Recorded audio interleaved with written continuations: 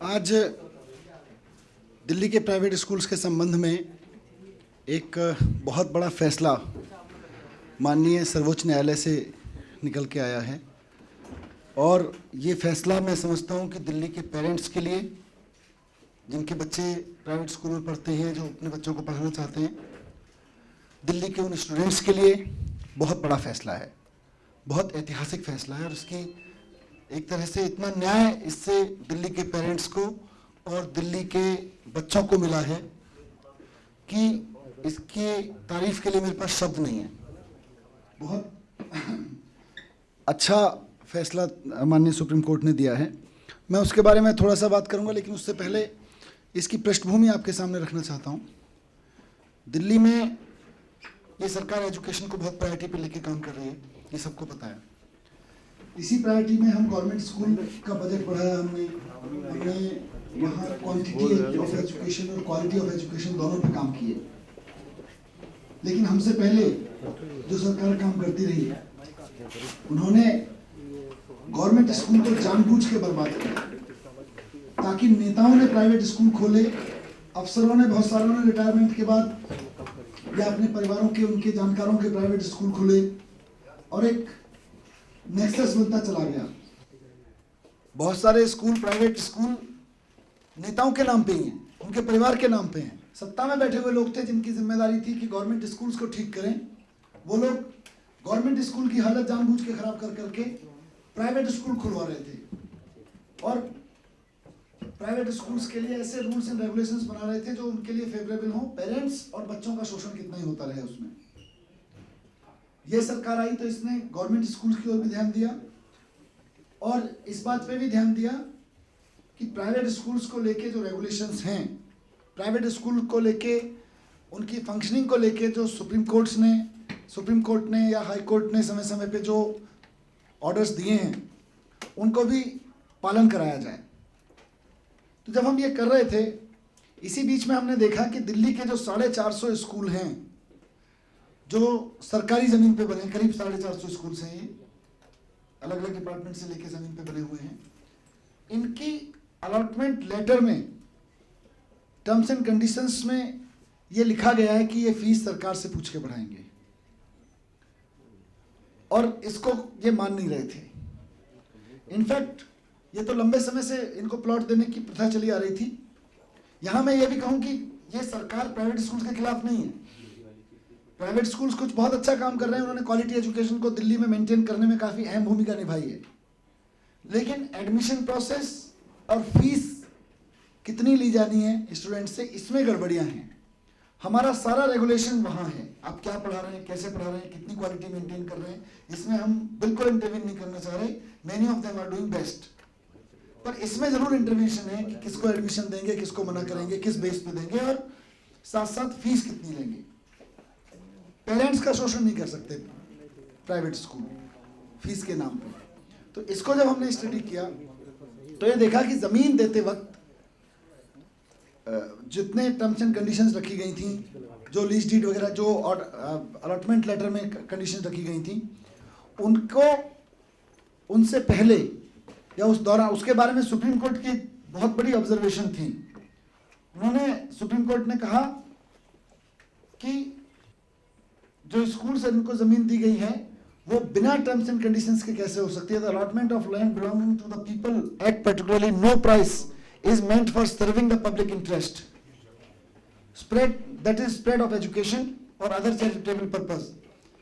It is not meant to enable the allottee to make money or profiteer with the aid of public property. We are sure that the government would take necessary measure in this behalf in the light of observations contained herein. उसके बाद भी कोई decision उस दौरान की सरकारों ने नहीं लिया।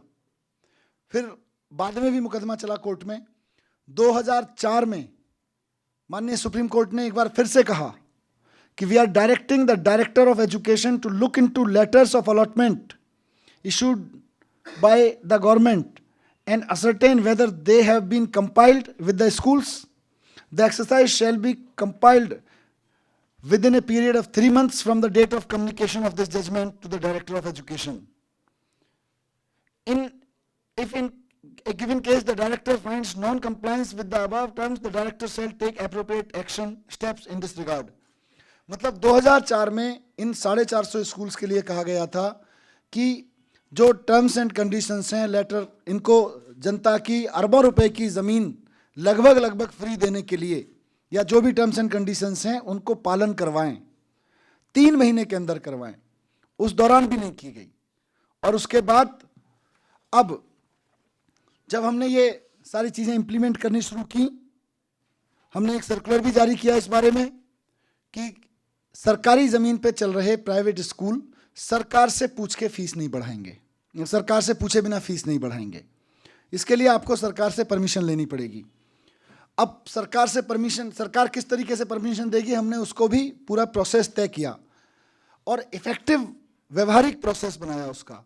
हमने बहुत सारे चार्टर्ड अकाउंटेंट्स जो CAG एम्पैनल्ड चार्टर्ड अकाउंटेंट्स हैं उनकी सेवाएं ली। हमने सारे स्कूल्स को कहा कि अगर आप फीस बढ़ाना चाहते हैं तो आप ऐसे नहीं बढ़ाइए, आप पहले सरकार से परमिशन लीजिए। बहुत सारे स्कूल्स ने मनमाने तरीके से फीस बढ़ा भी दी थी, उनको हमने कम करवाया। कई स्कूल्स ने तो लौटा भी दी, बढ़ी हुई फीस लौटाई। पहली बार ऐसा हुआ अभी तक के इस सारे स्ट्रगल में कि फीस बढ़ी नहीं इन 450 स्कूल्स में, और जिन्होंने बढ़ा दी थी उनमें से कई से लौटवाई भी गई और कई ने आगे एडजस्ट करी। लेकिन जब हम ये कर रहे थे तो हमने कहा कि जिस जिसको बढ़ानी है फीस आप हमारे पास अप्लाई करिए। 450 में से सिर्फ 172 स्कूल्स ने फीस बढ़ाने के लिए अप्लाई किया था। जब हमने CAG के ऑडिटर, CAG से एम्पैनल्ड ऑडिटर्स वहां भेजने शुरू किए, चार्टर्ड अकाउंटेंट्स, और उनको एक प्रोसीजर बना के दिया ताकि निटिग्रिटी में वो समझ सकें कि स्कूल प्रॉफिट तो नहीं कमा रहे हैं फीस से, तो 28 स्कूल्स ने बैकआउट कर लिया। उनको समझ में आ गया कि ये तो गड़बड़ है, इसमें तो पकड़ी जाएगी। 28 स्कूल ने कहा जी हम फीस नहीं बढ़ाना चाहते, हमारी एप्लीकेशन विड्रॉ करवा दीजिए। हमने कहा ठीक है अभी शुरुआत है, वापस कर देते हैं। बाकी स्कूल्स का इंस्पेक्शन किया गया और बहुत सारे स्कूल्स में ये निकल के आया कि पैसा कई स्कूल्स के पास, कई बड़े बड़े स्कूल्स के पास में सरप्लस पैसा था। एक एक साल की फीस कलेक्शन से 5 करोड़ तक का सरप्लस बना के रखा हुआ है कुछ स्कूल्स ने। 5 करोड़ तक का सरप्लस है उनके पास, ऐसा भी निकल के आया एक साल की फीस से। तो इतना पाइल अप करने की जरूरत क्या है? पेरेंट्स को इतना एक्सटॉर्ट करने की जरूरत क्या है? अगर आपके पास खर्चा नहीं है तो आप इतना सरप्लस पैसा फीस में क्यों चार्ज कर रहे हो? यही तो हम कह रहे हैं। हम कोई आपके स्कूल बंद कराने की बात थोड़ी कह रहे हैं, हम आपको कोई फंक्शनिंग में डिस्टर्ब थोड़ी कर रहे हैं। लेकिन अगर आपको 5 करोड़ रुपए पाइल अप होकर रखा हुआ है तो आप ये क्यों चार्ज कर रहे हो इतनी फीस पेरेंट्स से? यही हम कहना चाह रहे हैं प्राइवेट स्कूल्स को।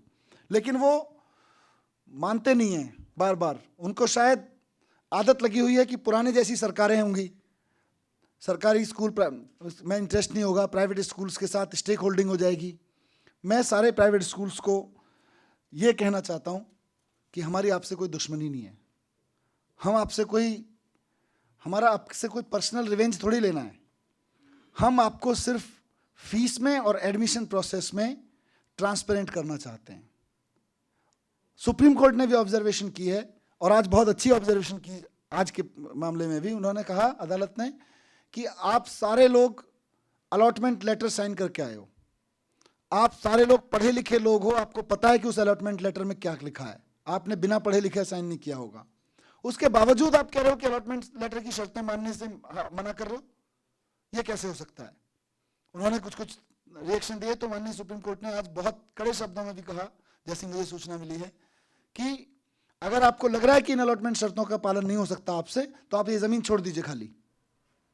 मैं भी कह रहा हूं कि अगर आपको लग रहा है कि आपने ये सोचे समझे बिना साइन कर दिया था कि इसका मतलब क्या है, तो फिर जमीन वापस कर दीजिए। सरकार वहां पे कोई अच्छा स्कूल चला लेगी, सरकार कोई ढंग का काम कर लेगी वहां पे, लेकिन जनता की जमीन है, करोड़ों की जमीन है। आप जमीन भी लेंगे और उसके अलॉटमेंट लेटर की शर्तें भी नहीं मानेंगे, तो ये तो नहीं चलेगा इस राजनीति में, इस सरकार में तो नहीं चल पाएगा ये। तो मैं फिर से उनको सुझाव भी देना चाहता हूं, ताकीद भी करना चाहता हूं कि सरकार आपको सहयोग कर सकती है, लेकिन आप अपनी प्रोसेसेस को ट्रांसपेरेंट करिए। फीस की प्रोसेसेस को पूरी तरह से ट्रांसपेरेंट करिए। जितना भी आपको खर्चा लेना है, हम ये नहीं कह रहे आप कितनी फीस लीजिए, हम आपसे सिर्फ इतना कह रहे हैं कि जितना आप खर्चा कर रहे हो स्कूल में उतनी फीस लीजिए। जैसा कि ऑडिट में आया है, कई स्कूल्स ने बहुत बहुत पैसा डाइवर्ट किया है, उनको हमने परमिशन नहीं दी फीस बढ़ाने की। करीब 150 स्कूल्स में से जो जिन्होंने 172 में से 38 ने वापस ले लिया, 140 के करीब स्कूल्स में से सबके सब सरप्लस पे बैठे हुए हैं। उन्होंने अपना पैसा अपनी बड़ी मदर ट्रस्ट को डाइवर्ट किया हुआ है, पैरेलल ट्रस्ट को डाइवर्ट किया हुआ है, बहुत गड़बड़ियां कर रखी हैं। ये क्या कर रखा है? इसको बंद करिए, बच्चों को, पेरेंट्स को, उनके प्रति अपनी जिम्मेदारी समझिए और पढ़ाइए, उनको पढ़ाने में ध्यान दीजिए, पैसा कमाने पे ध्यान मत दीजिए। अगर आप पैसा कमाने पे ध्यान देंगे तो ये तो, और खाली पैसा कमाने पे ध्यान देते रहेंगे तो पैसा कमाने के लिए तो आपको जमीन नहीं दी गई थी, सरकार ने जमीन नहीं दी थी।